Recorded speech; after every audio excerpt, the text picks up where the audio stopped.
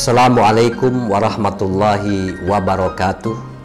Bismillah, walhamdulillah, wassalatu wassalamu ala rasulillah Muhammad ibn Abdillah wa ala alihi wa sahbihi wa man tabi'ahum bi ihsanin ila yaumil qiyamah, amma ba'du. Faqala ta'ala la khaira fi katsirin min najwahum illa man amara bi shadaqatin au ma'rufin au islahim bainan nas wa may yaf'al dzalika btigha amardatillahi fasawfa nu'tihi ajran 'azima. Wa qala Rasulullah sallallahu alaihi wasallam an Mu'ad bin Jabal radhiyallahu anhu qala qultu ya Rasulullah sallallahu alaihi wasallam akhbirni an amalin bi amalin yudkhilunil jannata wa yubaiduni anin nar. Al hadis au kama qala Rasulullah sallallahu alaihi wasallam. Pemirsa pengajian yang ditayangkan dari PWNU DKI Jakarta, Ang Bakul ngaji bersama kiai dan ulama. Selamat berjumpa kembali pada kesempatan sore hari ini.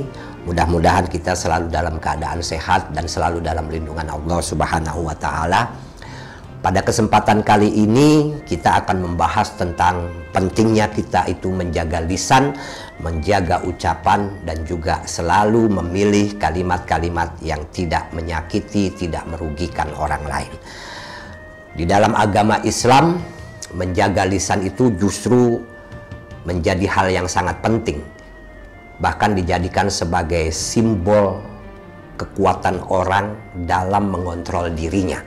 Simbol kebaikan orang dalam bersosialisasi atau dalam menjalankan kehidupan sosial sehari-hari. Tadi saya sudah mengutip sebuah ayat yang Allah berfirman, la khaira fi katsirin min najwahum illa man amara bisodaqatin au ma'rufin au islahim bainan nas.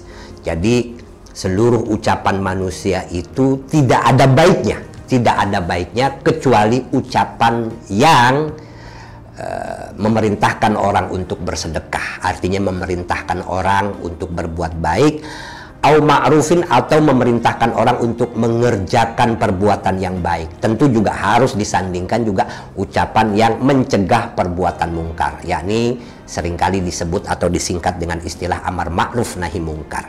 Yang ketiga, au islahim bainan nas, atau ucapan-ucapan yang memiliki semangat mendamaikan orang. Artinya apa? Amit-amit jabang bayi kalau kita itu jauh dari ucapan yang mendamaikan orang tapi justru membuat orang bermusuhan. Ini sungguh bertentangan dengan apa yang dikatakan oleh Al-Quran. Tidak ada baiknya sama sekali ucapan manusia itu kecuali ucapan yang memerintahkan orang itu untuk bersedekah, untuk berbuat baik, dan untuk upaya mendamaikan orang-orang yang sedang bertikai, orang-orang yang sedang bermusuhan, orang-orang yang sedang berkonflik. Bahkan inilah jihad kita sebagai orang Islam secara sosial. Jihad yang sebenarnya itu ya ini. Artinya apa? Berupaya menciptakan kehidupan yang baik dengan menebarkan ucapan-ucapan yang baik, mengajak orang untuk berbuat baik, bersedekah, mengajak orang untuk hidup berdamai, saling menyayangi, saling mencintai. Selain itu, kata Al-Quran, la khaira, tidak ada kebaikan ucapan selain itu. Nah, menarik juga bahwa ada hadis yang menegaskan. Tadi sudah saya kutip, hadis ini diriwayatkan oleh Mu'ad bin Jabal. Mu'ad bin Jabal itu pernah bertanya kepada Nabi, wahai Nabi, berikanlah kepadaku pengetahuan tentang amal, kasih tahu kepadaku amal apa yang bakal memasukkan aku ke dalam surga. Bi amalin yudkhiluni al jannata wa yubaiduni aninar. Berikanlah aku pengetahuan tentang perbuatan yang membuat aku itu akan masuk surga, dan perbuatan itu membuat aku terhindar dari api neraka. Nah, kemudian Nabi Muhammad menjelaskan bahwa pertanyaanmu, wahai Mu'ad, itu pertanyaan yang luar biasa. Itu adalah amrun azimun. Nah, jawabannya, amal-amalnya, kata Nabi, ini akan mudah sekali dilakukan bagi orang-orang yang mendapatkan pertolongan dari Allah. Jadi la yasirun, kata Nabi, ala may yassarahullahu. Jadi perbuatan yang akan memasukkan orang ke dalam surga dan menghindarkan orang dari api neraka itu akan mudah dilakukan bagi orang-orang yang dimudahkan oleh Allah. atau istilahnya orang-orang yang mendapatkan taufik pertolongan dari Allah Subhanahu wa taala. Apa amalnya itu? Amalnya adalah pertama, menyembah Allah dengan ikhlas, beribadah kepada Allah, tidak menyekutukan Allah sama sekali.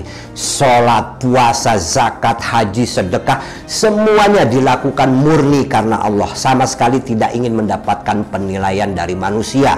Karena ada orang itu yang kemudian berbuat baik tapi ingin mendapatkan kompensasi dan penilaian dari orang lain. Nah, itu yang pertama. Yang kedua, mengerjakan sholat. Yang ketiga, bayar zakat. Yang keempat, puasa di bulan Ramadan. Dan yang kelima, pergi haji bagi yang mampu. Artinya, amal yang akan memasukkan kita ke dalam surga dan menghindarkan diri kita dari neraka itu masuk dalam kategori yang sering kita kenal dengan rukun Islam itu. Tapi di dalam hadis ini itu dijelaskan bahwa amal-amal itu pertama adalah beribadah kepada Allah, tidak memusyrikkan Allah, tidak mensekutukan Allah. Tidak ada kemusyrikan di situ, murni ikhlas karena Allah. Sholat, puasa, haji yang kita kenal dengan ibadah-ibadah ritual, ibadah-ibadah mahdoh. Yang kata Allah melalui Nabi Muhammad, perbuatan ini akan mudah dilakukan oleh orang-orang yang mendapatkan pertolongan dari Allah. Orang-orang yang jalannya dimudahkan oleh Allah karena orang-orang itu mendapatkan taufik atau pertolongan dari Allah Subhanahu wa taala. Kemudian selain yang wajib itu ada juga amalan yang membuat kita itu terhindar dari api neraka dan menyebabkan kita masuk surga. Apa? Sholat malam. Di keheningan malam ketika orang lain sedang tidur, kita melaksanakan sholat malam. Kemudian juga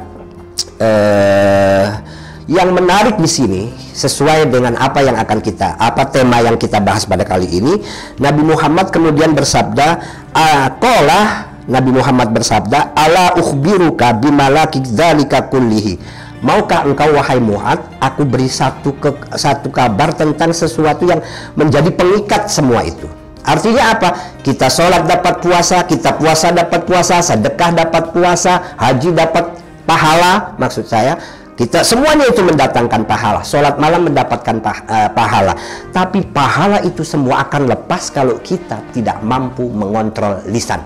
Karena kata Nabi, lisan kita ini adalah malaki dzalika kullih. Jadi pengikat semuanya itu. Artinya apa? Kata Mu'adz bin Jabal, "Bala iya ya Rasulullah, fa'akhoda bilisanihi." Rasulullah kemudian menunjuk ke lidahnya.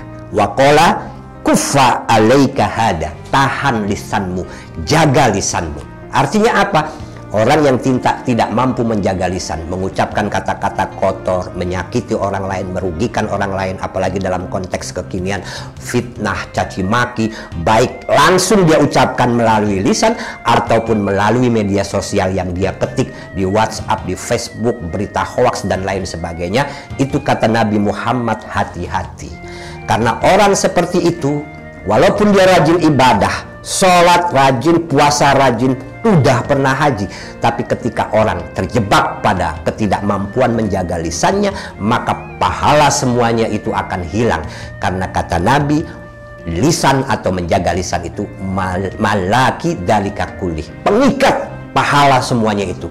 Kalau pengikatnya rusak, maka pahala itu semua akan hilang, akan lepas. Maka betapa pentingnya menjaga lisan di dalam kehidupan kita sehari-hari. Artinya hadis ini juga mengandung arti bahwa manusia sebagai muslim, kita ini punya tugas melaksanakan ibadah kepada Allah yang sifatnya adalah ritual, ibadah mahdoh, sholat, puasa, haji dan lain sebagainya. Tapi di sisi lain ada juga tugas kita untuk menebarkan kebaikan secara sosial. Yang di dalam hadis ini, kebaikan atau keburukan itu ada di lisan, disimbolkan dengan lisan. Maka kata Nabi, kuffa alaika hada. Sambil menunjuk bibir, Nabi berkata kepada Mu'adz, jaga olehmu lisan ini. Jangan sampai lisanmu itu mengatakan hal-hal yang buruk, hal yang kotor, menyakiti orang, kemudian apalagi fitnah, provokasi, kebencian. Na'udzubillahi min dzalik. Maka dalam kesempatan kali ini, mari kita melakukan refleksi diri, bagaimana kita menemukan ajaran agama yang baik dan benar. Yang tentu intinya adalah bagaimana kita melihat agama ini secara rasional, secara jernih, sehingga kita mampu menebarkan ajaran agama ini yang baik dan benar. Kita bisa melaksanakan ibadah ritual yang ibadah mahdoh dengan baik dan benar, tapi di sisi lain juga kita harus menjaga perilaku sosial kita sehingga betul-betul memancarkan rahmat bagi orang yang ada di sekitar kita, bahkan orang-orang lain yang membaca medsos kita, yang membaca status kita, yang membaca postingan kita. Hati-hati, lisan ini hanya simbol belaka, tapi dalam konteks kekinian lisan itu juga bisa diwakili oleh jari-jari kita ketika kita mengetik di media sosial. Oleh sebab itu, segala sesuatu yang kita terima melalui media sosial itu harus kita saring sebaik-baiknya. Jangan sampai di akhirat nanti kita yang rajin puasa, rajin ibadah, rajin sholat, bahkan sudah pernah haji, bahkan pernah bersedekah, ternyata di hadapan Allah pahalanya hilang semua. Hanya karena gara-gara kita tidak mampu menjaga lisan, gara-gara kita tidak mampu mengontrol apa yang kita tuliskan melalui media sosial yang ternyata banyak menyakiti hati orang dan juga merugikan orang lain.